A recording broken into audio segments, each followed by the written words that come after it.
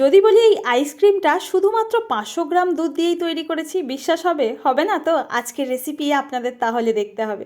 নমস্কার বন্ধুরা, আমার নতুন একটা রেসিপিতে সবাইকে স্বাগত।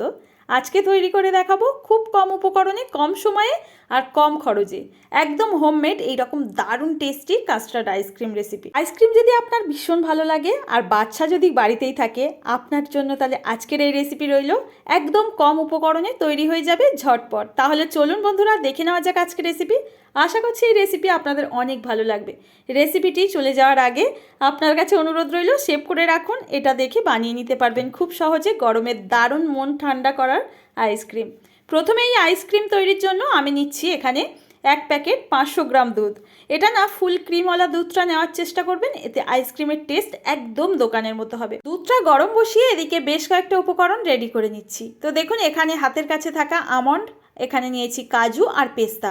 হাতের কাছে যদি এগুলো না থাকে আপনারা খেজুর দিতে পারেন এর পরিবর্তে, বা আপনাদের পছন্দসই যে কোনো বাদাম এখানে অ্যাড করতে পারবেন। এই বাদামটা দেওয়ার জন্য না এর টেস্ট ভীষণ ভালো হয়। তো দেখুন, আমি একদম ছোট্ট ছোট্ট করে কুচিয়ে নিয়েছি বাদাম।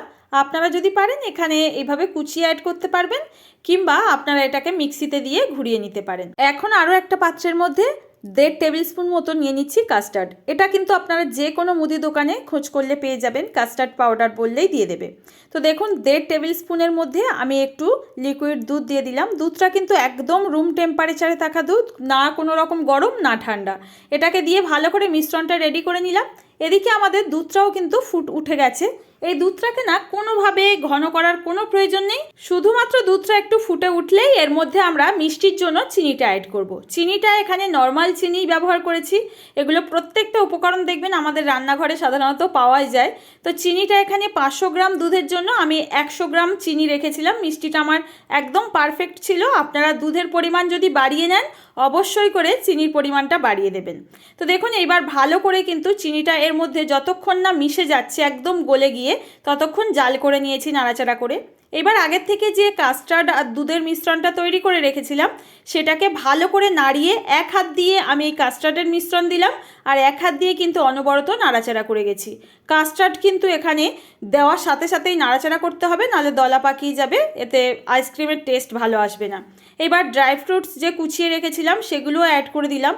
এটাকে দেওয়ার পর না ঠিক আমি একদম 2 মিনিট মতো সময় নিয়ে ঘড়ি দেখে এটাকে ফুটিয়ে নেব। খুব বেশি টাইম নিয়ে কোনো রকম ফুটিয়ে এটাকে ঘন করতে হবে না। দেখবেন 2 মিনিট ফোটালে এর ঘনত্ব আপনা আপনিই কিন্তু এরকম ঘন হয়ে যাবে। তো দেখতেই পাচ্ছেন, এটাকে কিন্তু আমি এই পর্যায়ে একদম ওভেনটা অফ করে এটাকে রুম টেম্পারেচারে করে নিতে হবে। আইসক্রিমের জন্য কিন্তু এই মিশ্রণটা একদম তৈরি। এটাকে আমি নামিয়ে নিয়ে না একদম রুম টেম্পারেচারে করে নিয়েছি। দেখতেই পাচ্ছেন অনেকটা ঘনত্ব কিন্তু এর বেড়ে গেছে, যেহেতু কাস্টার্ড দেওয়া আছে অনেকটা ঘন হয়ে যায় এটা ঠান্ডা হলে। এবার এটাকে আমরা একটা বড় মিক্সির জারের মধ্যে ট্রান্সফার করে নেব।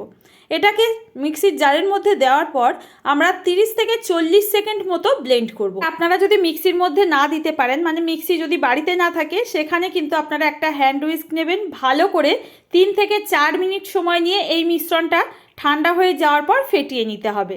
তো এখানে না আমি মিক্সিতে দেওয়ার পর একদম 40 থেকে 50 সেকেন্ড মতোই সময় লেগেছে। খুব বেশি টাইম নিয়ে ফেটানোর দরকার নেই। এটা দেখবেন এইরকম সুন্দর একটা ক্রিমি ফর্মে চলে আসছে। এখন এই মিশ্রণটাকে শুধুমাত্র সেট করার পালা। এখানে যে কোনো পাত্র আপনারা ব্যবহার করতে পারবেন। দেখুন, আমি এখানে এয়ারটাইট যে কন্টেনারগুলো হয় নর্মাল, এটা প্রত্যেকের ঘরে থাকে। আর নিয়েছি একটা চায়ের কাপ। এখানে চায়ের কাপ, স্টিলের গ্লাস, বাটি, যে কোনো কিছুর মধ্যেই কিন্তু এটা সেট করতে পারবেন।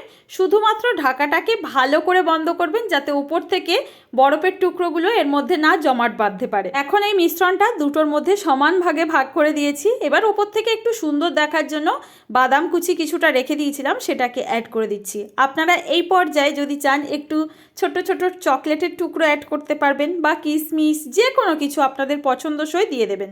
তো দেখুন, দেওয়ার পর এবার ঢাকনাটাকে খুব ভালো করে বন্ধ করব। যদি ঢাকনা না থাকে আপনারা যে কোনো ফয়েল পেপারে এরকম নিয়ে নেবেন, নিয়ে ভালো করে কিন্তু চারি সাইডটা সিল করে দেবেন। এবার এটাকে ডিপ ফ্রিজে আমরা ওভারনাইটের জন্য রেখে দেব। 6 থেকে 7 ঘন্টা মতো কিন্তু আমাদের জমাট বাঁধতে এটা টাইম লাগবে। তো 6-7 ঘন্টা পর আমি দেখিয়ে দিচ্ছি, মানে রাত্রে করেছি আর সকালবেলা কিন্তু এটা আমি ওই 9টা থেকে 10টার মধ্যে আমি দেখাচ্ছি। তো দেখুন কত সুন্দরভাবে এটা সেট হয়েছে, দেখতেই পাচ্ছেন। এখন একটু না তুলে দেখালে বিশ্বাস হবে না যে এটা ঘরেতেই এত সুন্দর একটা আইসক্রিম তৈরি করে নেওয়া যায়। এই যে আইসক্রিমটা আজকে তৈরি করে দেখালাম যতটুকু পরিমাণ, এই আইসক্রিমটা আপনারা বাইরে কিনতে গেলে কত টাকা খরচ হয় বলুন তো? আমরা কিনে খাই, জানি প্রত্যেকেই যে কতটুকু দাম হতে পারে। আমি বলছি এই গরমে আপনারা বাড়িতে এইভাবে তৈরি করে ফেলুন, দেখবেন খুব কম খরচে তৃপ্তি করে খেতেও পারবেন। আমার বাচ্চাদের তো ভীষণ পছন্দের এই আইসক্রিমটা। আপনাদের কেমন লাগলো জানতে চাই, অবশ্যই কমেন্টে জানাবেন। আর যদি রেসিপিটা ভালো লাগে একটা লাইক করবেন। ফ্রেন্ড ও ফ্যামিলির কাছে রেসিপিটি প্রচুর পরিমাণে শেয়ার করার জন্য অনুরোধ রইল, যাতে এই গরমে প্রত্যেকেই আইসক্রিম এখন বাড়িতে বানিয়ে খেতে পারে। তো বন্ধুরা, আজকের রেসিপি তাহলে এই পর্যন্ত। নতুন কেউ আসলে প্লিজ চ্যানেলটি সাবস্ক্রাইব করে পাশে থাকবেন, আর পেজ থেকে দেখলে পেজটি ফলো করে নিতে পারেন। এইরকম সহজ রেসিপির নোটিফিকেশান কিন্তু আপনার কাছে সবার আগে পৌঁছে যাবে। আজ তাহলে এই পর্যন্ত, দেখাবে নতুন কোনো সহজ রেসিপিতে। ধন্যবাদ।